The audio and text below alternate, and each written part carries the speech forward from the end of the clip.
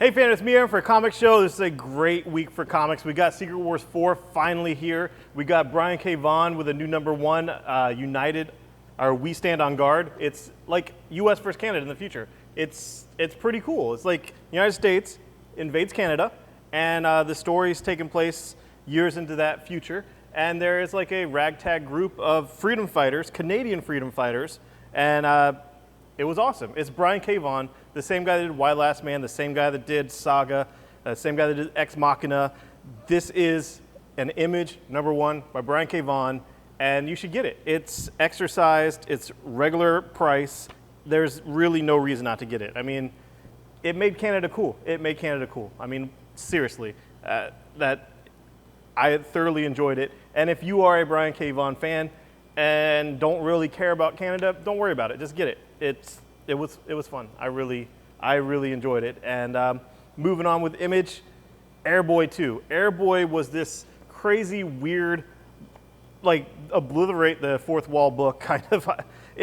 Basically, the writer and the artist are the main characters, and Airboy is public domain. So, can a public domain character come into our reality? I guess so. There's the multiverse. There's all this craziness, and in it, James Robinson literally talks about how his second career at DC was crap and it was unfulfilling to him, and he quit. And we're talking like his Justice League America era stuff, and you know how great he was on Starman, but he doesn't want to be pigeonholed to Golden Age characters. And essentially, this book is just him and the artist doing coke, having sex with hookers, and eating pot brownies, and just all kinds of debauchery. And then Airboy comes and it's like, what the hell's going on here? Is this an alternate reality where the Nazis won? And this issue was even more fun, and the end of this issue had a cool twist cliffhanger that I thoroughly enjoyed. And seriously, if you ever like James Robinson's work, get it. For real, you'll like it. If you liked Starman, just get it. Just pretend like that other stuff never happened. Jupiter's Circle, I am enjoying Mark Miller's Jupiter's Circle way more than I like Legacy. I just like it. Maybe the period piece aspects of it, whatnot, I'm enjoying it. Weekend Divine, we have issue 12, which is the first issue after Volume 2.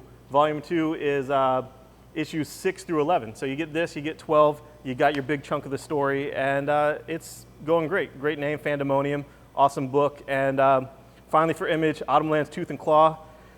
This book, the art is just beautiful, and the story is, it's neat. It's a neat mythology. It's all kind of an anthropomorphic society with magic, and magic dying out to science, and this great hero, this great messiah, this great savior, who happens to be a human, the one human in this whole world. And how's he going to save him? He doesn't have tusks, he doesn't have claws, he doesn't have anything, any protective whatever, and but he's a badass, so it's a lot of fun. And Kurt Busiek, you've known him from a lot of things, and this is him at his best, doing creator-owned stuff that was really fun.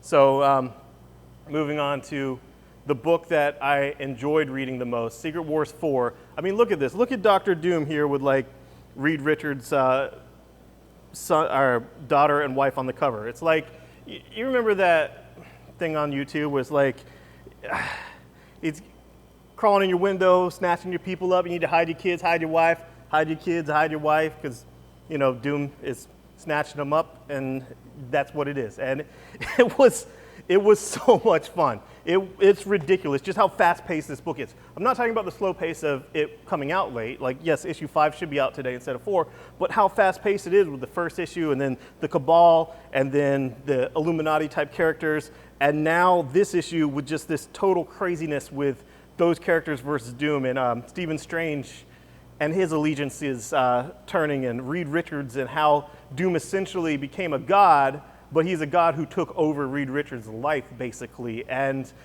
it's just so much fun. And Battleworld's awesome, all this stuff's great, but the main book is just it's so well done. It's so ridiculously well done, and I'm excited for what's coming in October for Marvel, but that is very much tempered in how much I'm enjoying Secret Wars now, issue per issue. It's not like, oh, as soon as Convergence is over, we can get these new DC books that are going to be new and different and better. It's like, no, I'm really enjoying this, And I'm also excited about what's coming. Red Skull 1 by Joshua Williamson, who does Birthright. It's essentially Thunderbolts type of, Dirty Dozen, the Suicide Squad. It's a team of villains doing some crazy stuff and lots of death. That was fun. Future Imperfect, Maestro is going to continue in the new universe, the new Marvel universe, and this character, this Thing character, is going to be integral in what they're doing, and that was fun. Ultimate In, also pretty cool. I'm excited about what is going on with the Ultimates and obviously Miles Morales and what's coming with Marvel. Little Marvel Averse X, I'm just enjoying the hell out of that. It's a lot of fun.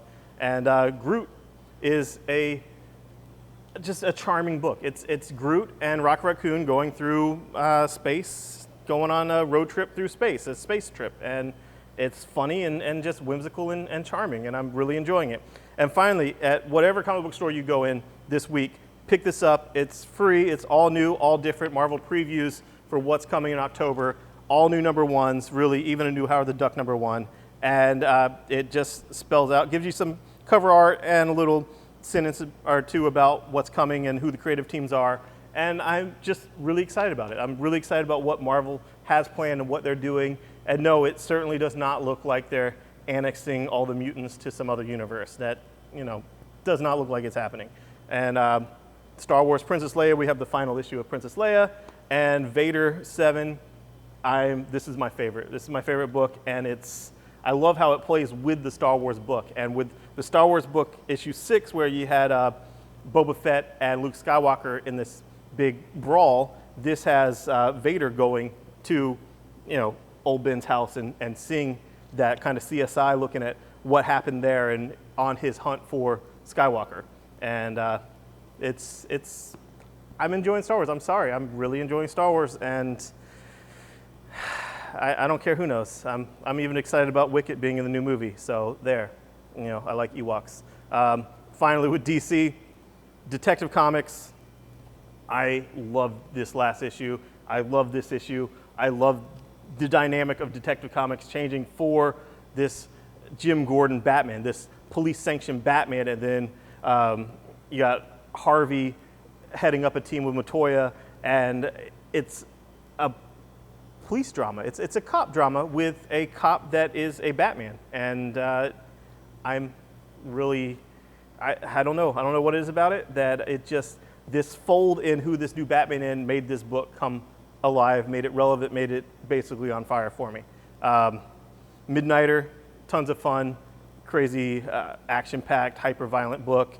Omega Men, we have a whole lot more with Kyle Rayner here, and whether he's getting Stockholm Syndrome or whether he's planning something defiant, I don't know. I do know that I'm liking it. It's something weird. It's swinging for the fences. It's a heavily political sci-fi, which I love political sci-fi stuff, and it's a lot of fun. So yeah, it's definitely weird. So if you didn't like the first issue, there's absolutely nothing about this issue for you unless you have to read every appearance of Kyle Rayner. If so, get it. But if you like the first issue, there's even more of what you liked in this one. So moving on to Green Lantern. No idea why he's a renegade. We won't know till the annual in September, but it's a pretty fun book. Hal Jordan in space as a renegade, it's cool. Lost Army though, yeah, Guy Gardner, that's my jam. I didn't spoil that it was Guy Gardner last week, but Guy Gardner's in there co-starring, so awesome. And then the two humor books, again, Bizarro beats out Batmite. Bizarro was just hilarious. Batmite, I don't know. I mean, it's all Hawkman.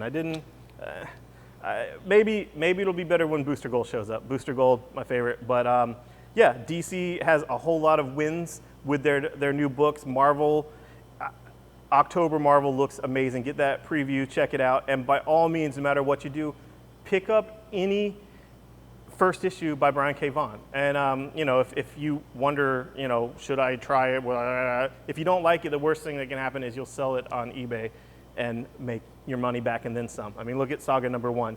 I wish that video where I had 200 or so in the bathroom where I'm naked on the toilet, really excited about it, and there's just all these Saga 1s everywhere, and they're going for upwards to $100, $200 a pop now. And that was really stupid. It was really stupid of me.